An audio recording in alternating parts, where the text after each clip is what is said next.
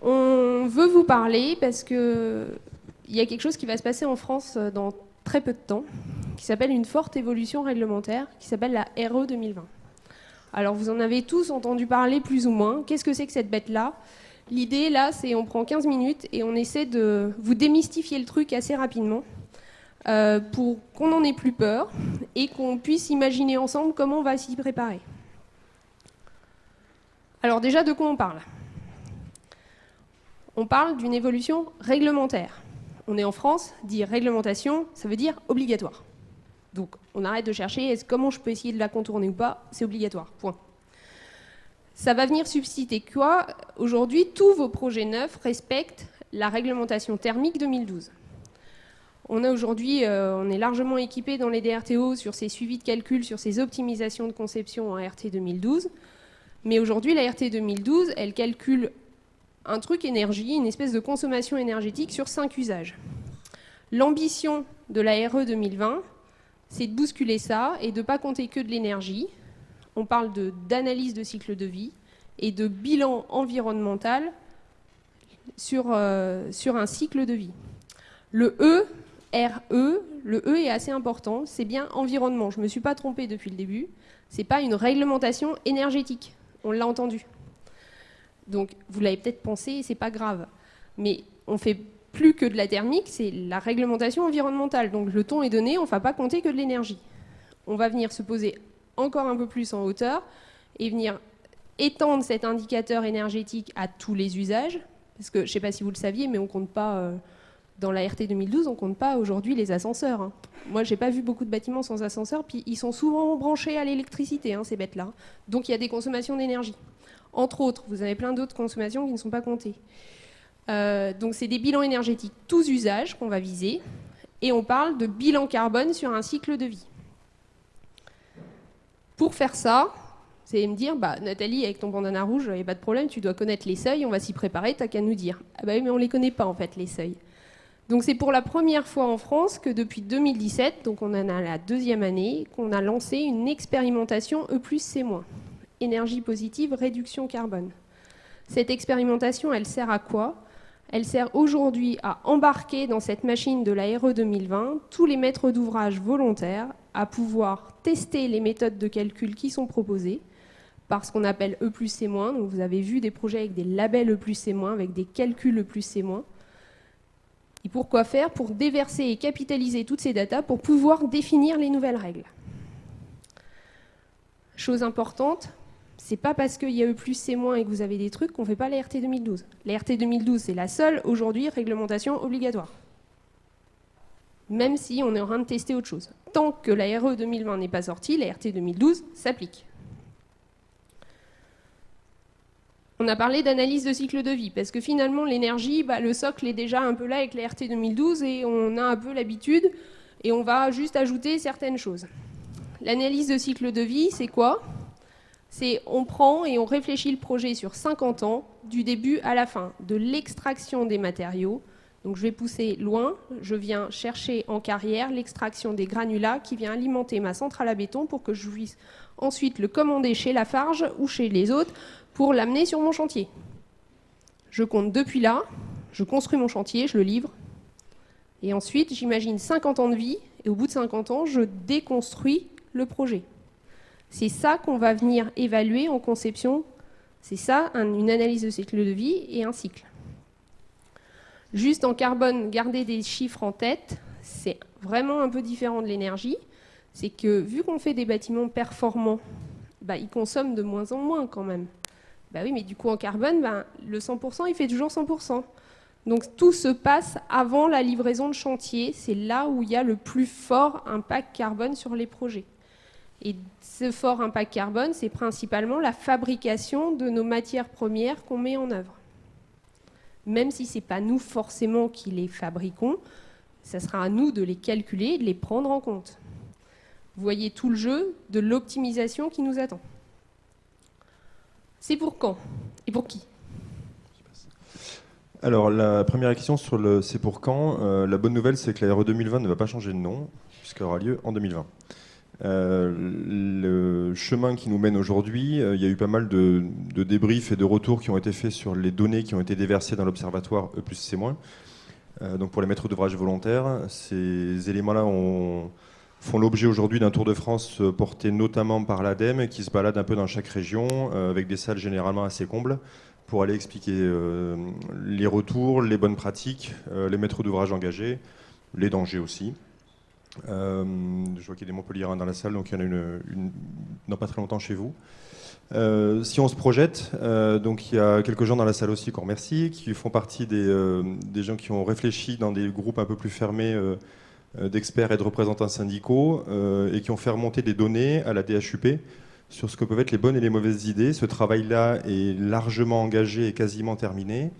Les éléments sont remontés au CSC2E, Conseil supérieur de la construction et de l'efficacité énergétique, qui a mandaté le CSTB pour que, en septembre 2019, les premiers textes et niveaux d'exigence sortent. Donc la méthode aujourd'hui est en cours de réflexion et d'écriture auprès du CSTB, et donc on devrait avoir déjà des premières grosses tendances.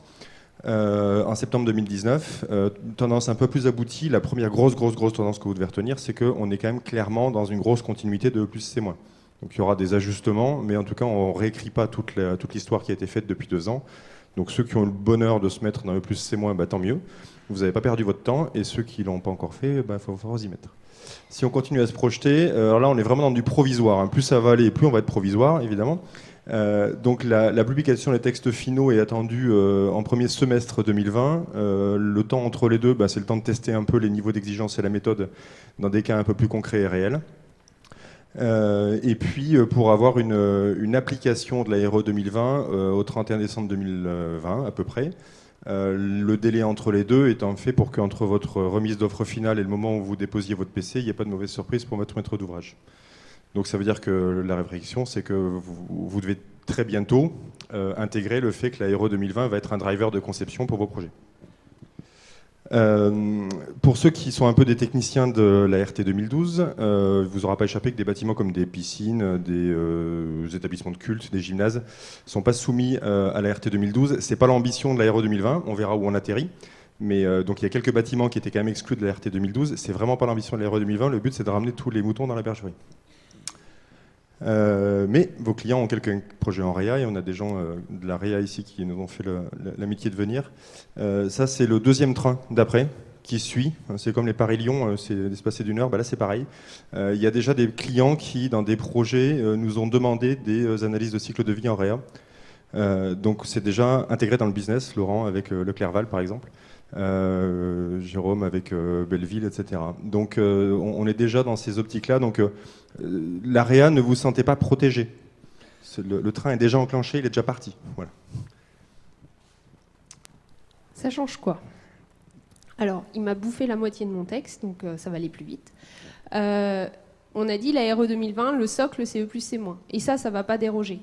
Donc E+C-, première question, si vous n'y êtes pas déjà mis ou pas intéressé, ça serait bien de regarder.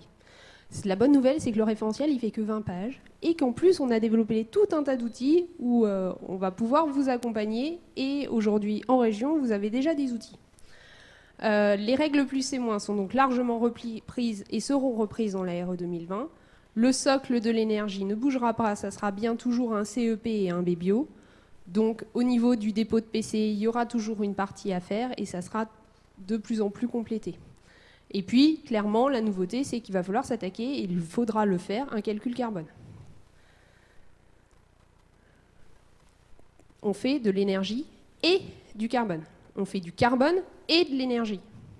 Parce qu'habituellement, on a l'habitude de régler nos conceptions et de réfléchir nos projets, on l'optimise au niveau énergétique. Puis on croise les doigts, on allume tous les cierges qu'on peut et ça passe en carbone. Ah pas de bol, ça va pas passer. On vous le dit, on l'a testé. On l'a fait, on en est à je ne sais pas combien d'analyses de ce cycle de vie, à peu près une centaine. Ça ne passe jamais quand ce n'est pas anticipé et quand ce n'est pas prévu. L'idée, c'est bien d'avoir un couple, et il faudra avoir un bâtiment qui respecte la partie énergie et la partie carbone. Un seuil énergie et un seuil carbone. C'est bien un couple de valeurs, d'où la balance. Il va falloir qu'on trouve l'optimum entre les deux. Ce qui va nous dérouter un peu et qui commence vraiment à nous chatouiller quand on touche du E+C-, c'est que les bonnes pratiques qu'on a aujourd'hui, les bons réflexes qu'on a pour optimiser notre RT 2012 et gagner plein de pourcentages, eh ben, c'est pas les bons pour le carbone. Alors du coup, je remodifie, ah bah oui, mais c'est plus bon en énergie. C'est vraiment un optimum à trouver, il va falloir qu'on se challenge les uns les autres, et on est vraiment en train de développer des nouveaux réflexes, et ça nous bouscule dans nos habitudes. On voit apparaître ces nouveaux matériaux, que ce soit du biosourcé, du chanvre, etc. Alors, une des difficultés pour ceux qui ont déjà vu un rendu de RT 2012, c'est qu'il y a 173 pages, dont 172 de vérification. Donc, c'est des choses qui sont vraiment très intégrées, mais qui demandent aussi d'avoir de la donnée en entrée, typiquement la volumétrie du bâtiment, et ainsi que les systèmes techniques qui sont mis en place dedans. Mais le reste des scénarios est déjà calé, et puis vous avez dans le logiciel plein de vérifications. La difficulté sur les analyses de cycle de vie, ça ne se passe pas comme ça. Si vous achetez aujourd'hui une analyse de cycle de vie à un bureau d'études, celle qui va vous vendre, c'est celle qui est à la droite là-bas. À droite pour vous aussi. Donc la CV preuve. Pourquoi la CV preuve? Parce qu'en fait, les logiciels qui existent aujourd'hui en analyse de cycle de vie, pour faire assez simple, c'est des logiciels de caissier de supermarché. C'est-à-dire qu'en fait, vous mettez des quantités, vous associez une valeur environnementale, et puis ça vous donne une gentille somme. Donc, question complexité, on a fait quand même un peu mieux. Grosso modo, un Excel sur lequel vous avez une traçabilité de la donnée, ça fait à peu près la même chose. La difficulté, c'est qu'en fait, il faut avoir cette donnée. C'est-à-dire qu'en fait, c'est votre bureau d'études, il y a pas mal d'ADIM dans la salle, je pense qu'au moment où il commence à avoir un archi qui dessine un joli rectangle avec un trou dedans, je défie quiconque de donner à 0,4 près le mètre carré de cloison qui sera posé dans le bâtiment. Pourtant, c'est de ça qu'il a besoin, votre bureau d'études. Et c'est ça qui vous vend. Donc, ce que j'ai en train de vous dire là-dedans, c'est que ce qui va vous donner et ce qu'il a intégré aujourd'hui, lui, dans ses zones horaires, c'est quelque chose qui va venir très très tard dans le projet et qui, grosso modo, vous servira juste soit à compter les cadavres, si ça ne se passe pas bien, ou soit à caler la table, si ça se passe bien. Mais en tout cas, ce n'est pas un driver de conception. Donc le jeu, c'est comment je fais pour remonter le plus tôt possible les informations qui vont être justement vos drivers de conception, parce que quand votre client il attend un C2, vous allez devoir de plus en plus lui démontrer que vous êtes capable de maîtriser du bout en bout de la chaîne la maîtrise de l'objectif qui est le C2. Encore une fois, avec des logiciels qui ne fonctionnent pas de la même manière que l'RT 2012. Donc la question, c'est comment on fait remonter d'une ACV preuve ou une ACV complète, donc qui sont habituellement faites par vos bureaux d'études, à des ACV images qui existent depuis le moment où on commence à imaginer tracer un carré, un rectangle à un certain endroit. Donc ces outils-là, c'est des choses que vous allez pouvoir voir dans les ateliers du midi, et on vous incite très très fortement à aller y participer. Je reviens juste un peu après. L'idée, c'est bien de se créer des nouveaux réflexes. Donc, c'est un peu la même trame que tout à l'heure. On est tous concernés. J'insiste, c'est pas le conducteur de travaux, quand il a passé son transfert et qu'il récupère le truc, qui va se taper le machin. Il va bien falloir qu'en amont, on ait qualifié le risque. Et il faut qu'on le qualifie très tôt. Donc, très clairement, dès aujourd'hui, dans des opérations E+C-, dès les candidatures, dès des projets ADIM, il faut vraiment qu'on qualifie nos partenaires. Il faut qu'on les challenge, il faut qu'on les pousse à nous fournir et nous aider dans la conception. Faire juste la photo à la fin, oui, moi je vous le dis, elle ne va pas marcher et elle va être floue. Donc c'est pas ça du tout qui est attendu.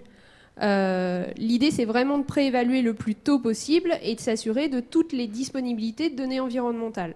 On ne peut pas vous en dire plus là parce qu'on pourrait vous faire 2 jours en fait, de séminaire que sur l'ARE 2020. On est à disposition, on l'a déjà fait et on sait le faire. On sait venir vous voir dans vos régions, venir vous voir uniquement avec des cas d'études, avec vos projets pour vous montrer que c'est possible. Et c'est possible à toutes les phases du projet. Donc aujourd'hui, les outils qui existent avec des petits logos commerciaux, ça marche bien, mais c'est à la fin. Et si je regarde les gens d'ADIM dans la salle, ils vont me dire ouais, mais moi ça, là c'est trop tard en fait, je peux pas m'en servir quoi. Donc aujourd'hui, on a identifié qu'il y avait des trous dans la raquette. Les trous dans la raquette, on est en train de les combler, et donc on vous incite fortement au moment de midi d'aller rejoindre l'atelier carbone où il y aura 3 séances, et ça vous permettra en fait de comprendre que les outils sont appropriables par tous. Et j'insiste, tous. Ce n'est pas qu'un problème de DRTO. Et au passage, si tu reviens 2 secondes, puisqu'on a des gens de travaux pour la première fois dans la salle, vous aurez remarqué que dans la case exé, elle n'est pas vide. Donc ça veut dire que la mauvaise nouvelle pour vous, c'est que l'analyse de cycle de vie, elle n'est pas connery-proof. C'est-à-dire qu'en fait, si vous décidez de faire ce que vous avez envie ou un peu comme d'habitude, il y a quand même une forte chance que du coup, on fasse exploser en vol un truc qui était à peu près bien lancé. Donc ça veut dire que les services de la DRTO notamment font aussi partie des gens dont vous allez mettre les coordonnées dans votre téléphone pour pouvoir vous assurer qu'un projet qui a été lancé sur des rails arrive bien à bon port. Merci beaucoup.